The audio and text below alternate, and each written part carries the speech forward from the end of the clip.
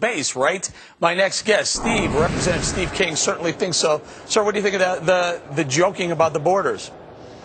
Well, it's just pretty amazing to me that the president can stand within a rifle shot of the border and make comments like that. Maybe they'll want a moat.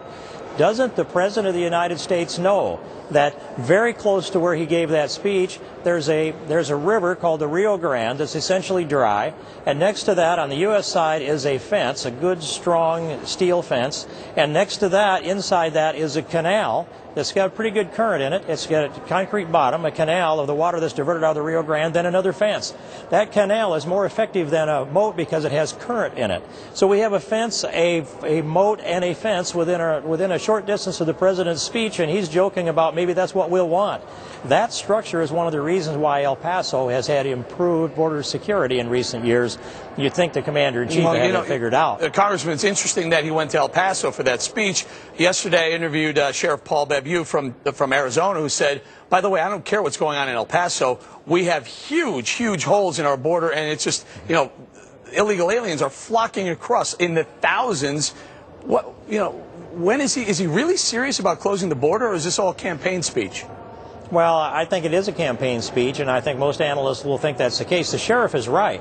And fairly recently, I made a trip down there and covered most of the border, if I'm from El Paso, all the way through New Mexico and all the way across Arizona. And you hear reports that there's 40% less interdictions on the border, and so they say there's 40% fewer illegal border crossings. But that doesn't take into account you may not be enforcing the laws effectively. So the questions that need to be answered are how many drugs are being interdicted? And that number is consistent or it's up. And how many people are being picked up that have expired trying to get across the Arizona desert? That number in the Tucson sector is up. So that tells me that there's still illegal traffic, there's still a lot of illegal drugs coming across, and people are still dying in the Arizona desert trying to get in the United States. And I just recently have a report, a congressional a GAO report that was produced just last month, and it has numbers in it. I began to ask the question, how many Americans die at the hands of those who do make it across the border? And the numbers in that report will show you that this is a floor, not a ceiling number, but at least 25,064 criminal aliens are incarcerated in American prisons, arrested for homicide. That's sometimes the cost of not enforcing the border.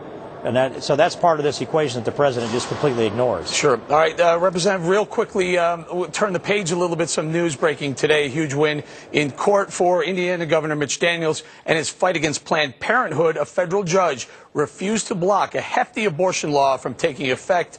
Representative King, this is big news, is it not, sir?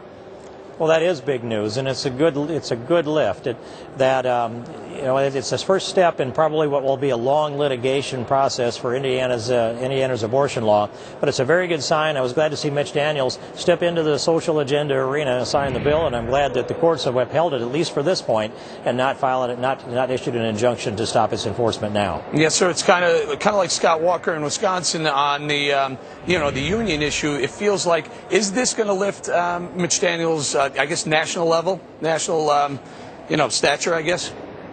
Well, it can't hurt, and I'll say it most likely will help. And, we should think that also that the conscience of America, the Tea Party groups in America, the constitutional conservatives, are full-spectrum conservatives. Yes, they're concerned about the economics, and they're concerned about the strength of the society that we live in, and they're concerned about the Constitution. The impact that we have seen is impacted in Indiana and many other states in the Union on the social, the fiscal issues, but especially the constitutional issues. That's what lifts my heart.